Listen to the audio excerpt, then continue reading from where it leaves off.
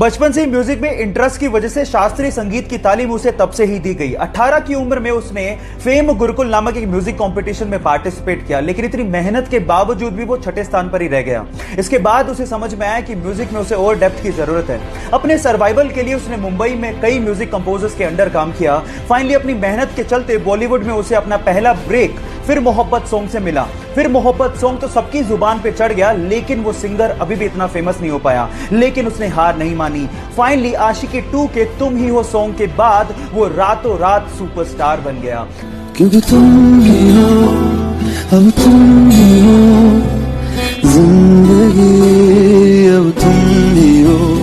Guys, अब आप ये सोचिए कि अगर उस सिंगर ने कंपटीशन हारने के बाद हार मान ली होती तो क्या वो आज अरिजीत सिंह से द अरिजीत सिंह बन पाता? इसीलिए नेवर गिव अप।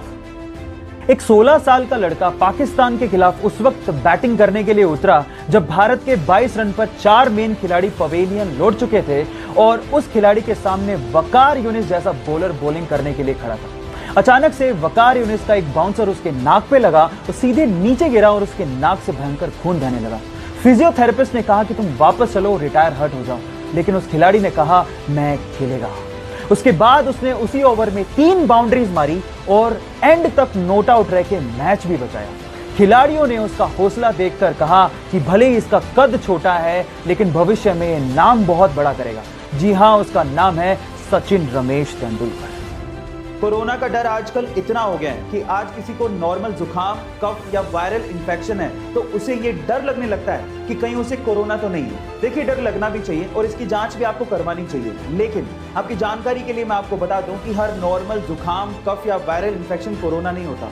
और अगर आप इसे घर पे ही ठीक करना चाहते हैं तो आपको इसके लिए क्या करना है, एक सिंपल सी घरेलू हेल्थ टिप देता हूं। आपको बनानी है चाय, और वो भी दालचीनी और अदरक को यूज करते हुए अच्छे से उकाल के। अगर आप हर दिन 1 प्याला चाय पीते हैं तो आपके शरीर की इम्यूनिटी भी बढ़ेगी, और अगर आपको नॉर्मल जुकाम है तो वो भी ठीक हो जाएगा, और नॉर्मल वायरल इंफेक्शन है तो वो भी ठीक हो जाएगा, और कफ भी दूर हो जाएगा।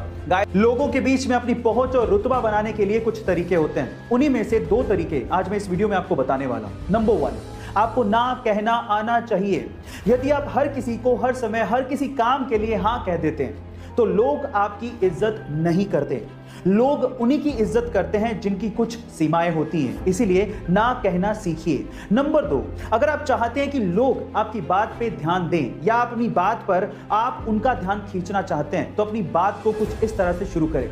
मैं ये बात बताना तो नहीं चाहता था, लेकिन अगर आप फिट और हेल्दी रहना चाहते हैं तो आज इस वीडियो में मैं आप लोगों को 2 हेल्दी टिप्स देता हूं।